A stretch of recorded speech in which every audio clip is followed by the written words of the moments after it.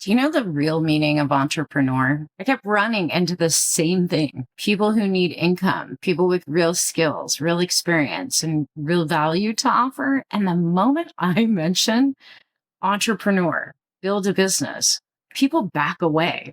Like I'd suggested something super offensive. And I honestly did not understand at first. So I started paying attention. And then I started to ask, why does that word make so many people uncomfortable? Almost every time I get the same look, the same answer, because I don't want to be like them. And that struck me. Who is them?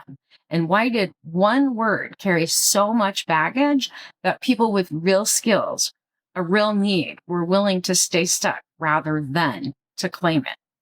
So I did some research and I wanted to know where the word actually came from, not the Silicon Valley version and not the VC pitch deck version, the original version of the word.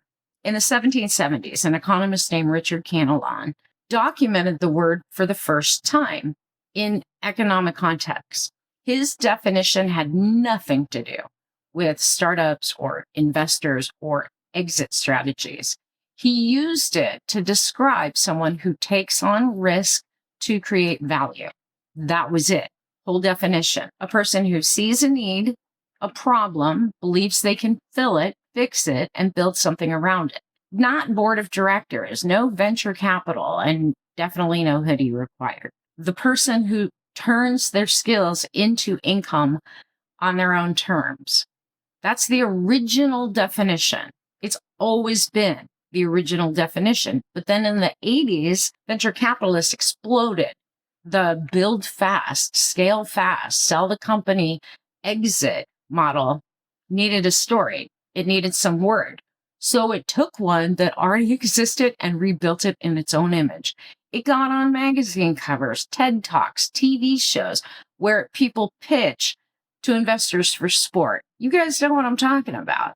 That version got so loud and so marketed and so funded that eventually it became the only version most people could picture. The person building something real and sustainable felt like they didn't have what it takes. And that word started to feel like it was describing someone they didn't want to be. Too many words have been redefined by people with money and microphones, and most of us never stop to question it.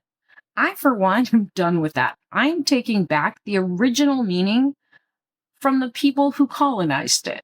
When I look at someone who left a salaried position and started charging what they know in the marketplace, or someone building income around their actual life and solutions that they can actually provide, that's an entrepreneur. That's the real definition. I think people are rejecting the counterfeit version of that word. But honestly, I think we should take it back. Entrepreneurs are birthed by recognizing a need in the world and applying what they know to fill that need. That's it. You don't have to rob your savings account or get a big loan. Find a way to fill a need with your skills alone. The rebirth of true entrepreneurs is actually happening right now. But tell me in the comments, did you know that they redefined the word to fit their narrative? Because people don't question it, they got away with it. If you're leaning towards becoming an entrepreneur, I've got resources in my bio.